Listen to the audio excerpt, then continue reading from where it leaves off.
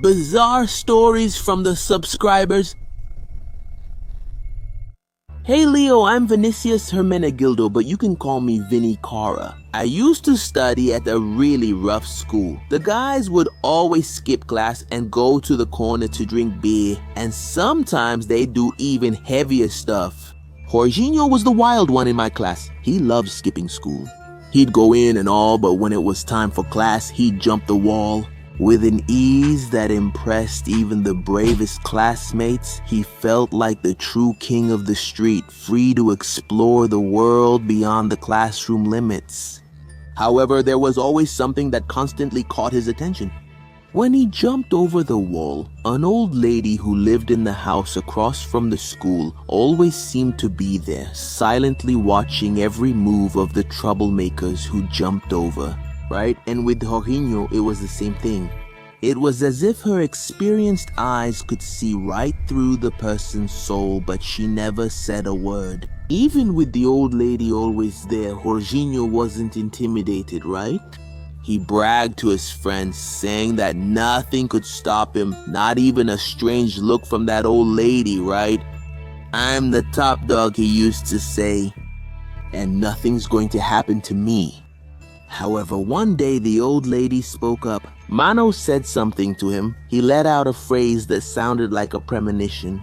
She murmured as he jumped over the wall, "One day you're going to twist that ankle."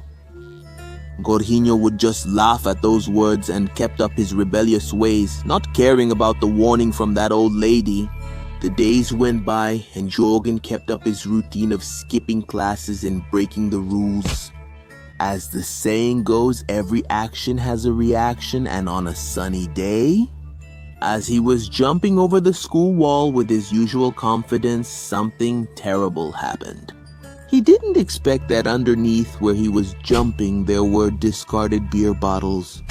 In addition to twisting his ankle when he hit the ground, he broke one of the bottles and the shards of glass tore through his sneaker and consequently his foot. Bro messed up the guy's foot. His weight, combined with the speed, sent him straight to the hospital. While he was screaming and the ambulance was arriving to rescue him, the old lady let out a grand "I told you so." The brutal pain he felt was immediate. Jorginho learned the hard way that even the most confident can be caught off guard by life. While he was recovering from his twisted foot, man, all cut up, he must have had that old lady on his mind, right? Saying that he was going to get screwed. And from that day on, Leo, mysteriously, he started attending classes. He never jumped over the wall again and started taking a different direction in his life.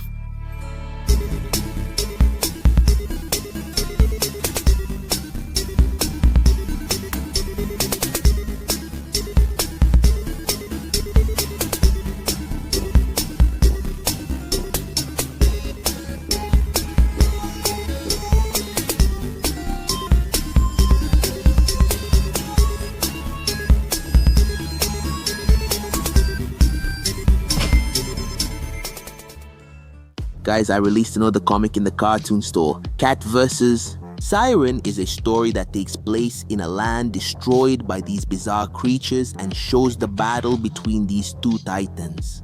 Who will be the winner of this battle? That's the big question we all want to know.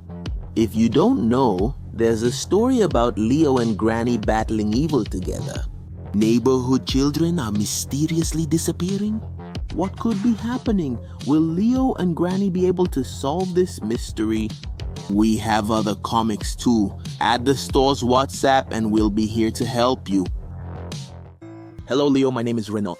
I want to tell a story that happened to my grandfather. He was a cattle truck driver, a cowboy. So he took a trip on the Brazilian Federal Highway 116, known as the Highway of Death. It was already 2 in the morning and he stopped to refuel at a gas station and thought about sleeping right there. But he would arrive very late at his destination, so he preferred to continue the trip. That way he would arrive in the morning. My grandfather had a parrot named Mareko, who was his travel companion. Mareko had a habit. Whenever someone hitched a ride in the cab, he would say, "Let's travel, ugly creature." My grandfather went on his way and looked at his watch. It was already 3 past 3 in the morning. A little further ahead, man, he saw a woman in white on the shoulder asking for a ride. He drove right past thinking it was an apparition because it's normal to see that on the Brazilian Federal Highway. About 3 kilometers later, he saw that woman again. Then he looked at his watch and got scared cause it was still 3:03 in the morning. That was impossible because a good amount of time had already passed since he saw her the first time, right? He kept seeing the woman about 4 more times. Then the radio stopped. It was still 3:33 in the morning. What's going on? The clock isn't moving. His parrot started saying, "Let's travel, ugly dude," over and over again. It seemed like someone had climbed up back there. My grandfather started to feel heavy breathing and a smell of carrion coming from the cab. He kept going without looking back, but that story stuck in his mind and he decided to check on his live cargo. He slowed down and pulled over to the shoulder. Everything was deserted. He got out, took a cigarette, and was about to light it when he heard the cattle getting restless inside. He went over to check and slowly unlocked the door. That's when he saw that woman in white inside. It really was a spirit or something like that. She was eating the cattle alive, man. She looked like a hungry zombie and was destroying the animals. When he shined the firelight, the thing disappeared quickly. He didn't stay to see how the animals were. He just locked everything up and started the engine to get away from the place. Step on it, and he sped up a lot. Then the radio came back. When he checked the time, he felt relieved because it was already 3:14. When he arrived at his destination, he told his boss what happened, and the boss said that was normal. But the load full of injured cattle would be deducted from his salary. He accepted it and went back home, determined to quit his job. Soon he sold the truck and bought a small grocery store where he still works to this day. That's it, Leo. I followed you since your first videos on Subscribe Those Strange Stories. Thank you. And my friends, if you haven't subscribed to this wonderful little channel yet, go ahead and subscribe now. My friend, leave a comment down below too, alright? I'll be reading everything, guys. God bless you.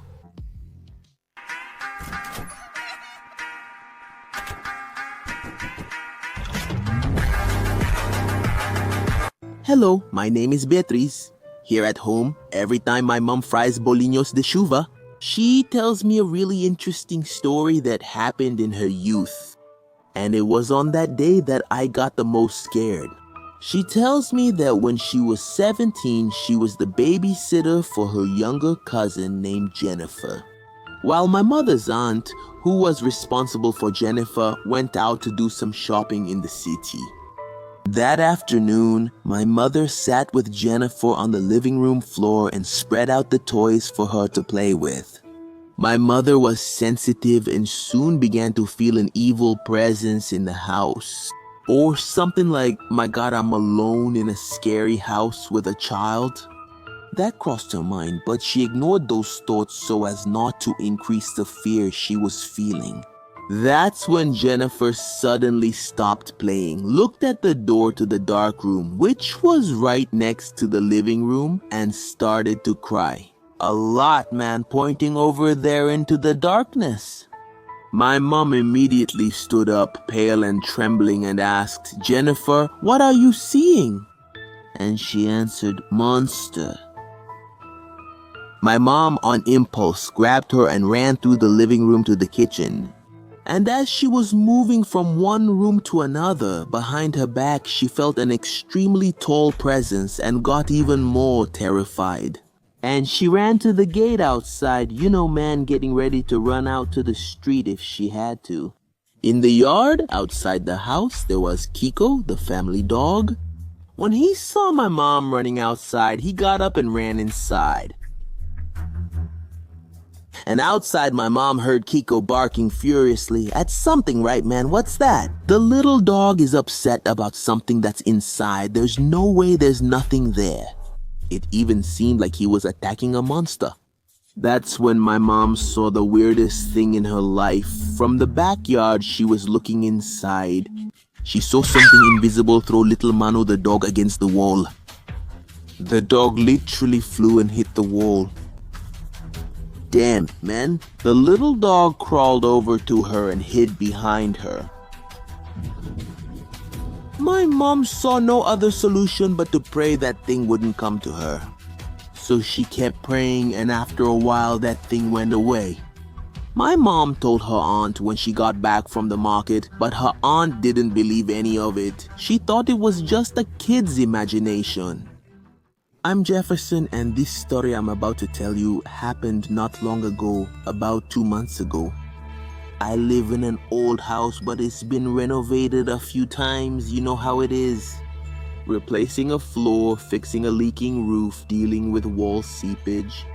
Until one night it started raining a lot. Apparently no problems had shown up. When I was sleeping, I heard a noise. It sounded like something was cracking. I ignored it and tried to go back to sleep. In my sleep, it could be something in my head and I'm just hearing things. When we fall asleep, our mind keeps working. Maybe it was just my imagination. So the next day, I woke up to my phone alarm. It was time to go to school. Little by little, I started to remember what I had dreamed about that night. In that dream, I was lying down, messing with my phone. A hole opened up beneath the bed and a red hand pulled everything down. I was falling into a deep abyss and it was agonizing. All day long, I kept thinking about that dream. Actually, it was a nightmare, right? In the late afternoon, when I was getting home, there was no one there yet. My parents hadn't gotten home from work yet, as usual, right? So I went in and to my surprise, I saw a crack on the living room floor and I got scared. It looked like something had happened to the ground. I went to my room and bizarrely I saw that where my bed used to be, there was a huge hole. I got closer and saw the bed down there all broken. That dream I had seems like it was a warning of what was going to happen. Imagine if I had been there sleeping and that happened. My parents arrived hours later and were shocked by all of this. We moved out of that house and later they told me there was a floor below, a kind of abandoned basement, and because it was so old, the structure ended up collapsing. Exactly where my bed was. Are you crazy? Hello Leo, I'm Maria Clara and my mother told me this story. My grandmother used to go to the cemetery every weekend and would collect the flowers from the graves at the end of the day. That way, her house would always have plenty of flowers, very colorful and fragrant too. My mother was a child and didn't feel comfortable doing that, but she was forced by my grandmother to go with her. You know when your parents tell you to do something, you have to? One day while my grandmother was on one side of the cemetery collecting the loot, picking up every flower she could find, my mother approached a grave and said, "Whoever is there, please don't let my mother take these flowers. Because this is wrong, and my house is very sad because of it. Even with all those colors, our life is gray." So they were leaving with a bunch of flowers in their hands, Mano. And strangely, it suddenly started to rain. It was raining a lot, a bizarre downpour, and the two of them fell while passing through the cemetery gate. My mother said it happened very quickly. When they woke up, the rain had stopped and they realized that the flowers had mysteriously disappeared from my grandmother's and my mother's hands. When they got home, all the flowers that had been placed there before were gone. It looked like someone had gone in and cleared everything out. After that, my mother kept wondering if what she said there at the cemetery could have caused their collective fainting. And everything else, right? I don't know if that's true, Leo, but if my mother said it, I believe her. And thank you, Leo. Bizarre stories from the subscribers. Hello Leo, how are you? I'm Melina, 12 now, but this happened when I was 8 or 9. Well, I was just being a normal girl. I loved Barbie. I had several of those dolls in my room. My sister Melissa, who was about 9 at the time, also liked them and had a collection with me. There was one in particular which was the rocker Barbie. That's right. She made sounds when activated, came with a guitar and other accessories. She was a rock star. And it's about her that I'll tell this creepy story. One afternoon, I played with my sister Melissa and several Barbies in our room, while our grandma was making some food in the kitchen downstairs. Until my sister said she was going to the bathroom and told me to wait so we could keep playing. She went, right? And after a few seconds, I looked at the Barbies and noticed something was wrong. The rocker Barbie was gone. Did my sister take it with her when she went to the bathroom and I didn't notice? I went to the bedroom door and I swear, Leo, the doll was sitting outside in the hallway with no one there. I was shaking with fear and called Melissa and she said she didn't do anything. It wasn't her who took it and left it there, right? How does a doll move about 4 meters away without anyone doing anything? We quickly went down the stairs and told our grandmother everything, but she didn't believe us. She said it was just our imagination. We probably put it there and didn't even notice. We tried to go back to playing, but we were so scared that we kept the rocker Barbie separate from the others. She stayed inside a chest in the corner of the room. Just to be safe, right? During the night while we were sleeping, I remember waking up to music playing. I told my sister it was a rocker Barbie who was doing it, and when we turned on the bedroom lights, she was there with the others putting on her show. That doll must have been controlled by something for all of that to happen. We didn't press any button for her to make that sound, and right in the middle of the night, in the silence that happens. After that, we annoyed our mother so much that we managed to donate it to other children. We couldn't throw it away or destroy it because our mother wouldn't like that, so the only way was really to donate it. Hi Leo, I'm Maria and I'm 12. How are you? Today I'm going to tell you my story, which happened a little while ago. It was a Wednesday and I was sleeping. Then my mom woke me up for school. Everything was fine up to that point. After all the classes, it was time to go home and I waited for my mom to come pick me up. When I got home, I put my backpack in the closet and changed my clothes. After lunch, my mom went to work and my brother went to school. So I was home alone and decided to take an early shower to finish my chores and relax. I got out of the shower and put on my clothes. When I opened my bedroom door, I heard a noise like someone jingling keys. The sound was coming from the back door. I got a little scared and decided to speak up. If there's someone there, jingle the keys. And I heard the sound of keys jingling again. I repeated the same phrase. If there's someone there, jingle the keys again. And again, I heard the sound. Well, it's a fact that someone is answering me with some keys in their hand coming in through the back, but who could it be? The feeling I had was like there was some danger hanging in the air. If it were a member of this family, they would have come in through the front, or answered as soon as I asked the question. Looking through the peephole, there was no one outside.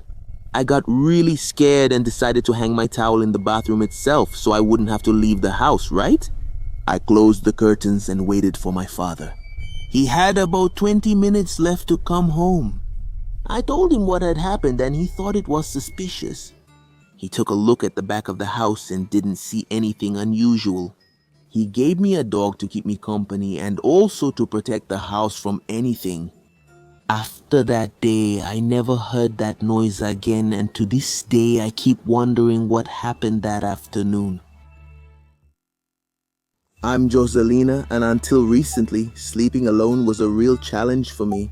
Every night, while I tried to fall asleep, I would hear strange noises coming from my closet. That used to torment me. I was sure there was some creature living in there, ready to attack me while I slept. Tired of seeing me scared, my parents decided to give me a pet mouse to keep me company. They believed that this way I wouldn't be alone anymore and could sleep peacefully. On the first night, with the mouse in the cage next to my bed, I heard the soft sound of it running on the wheel and it calmed me down.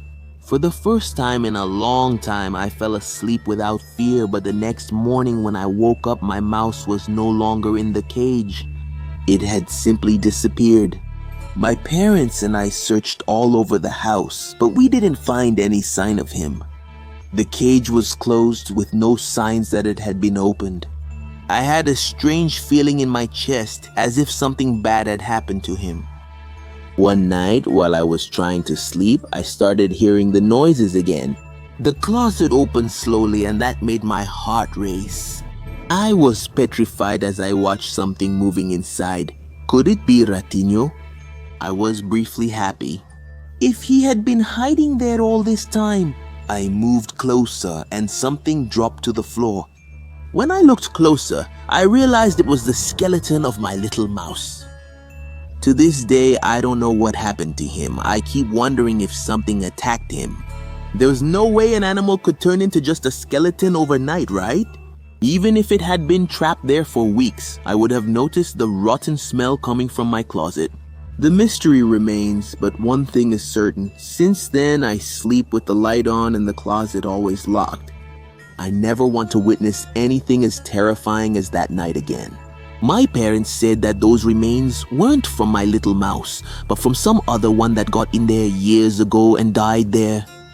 But that doesn't explain the closet opening by itself and that thing falling right in front of me.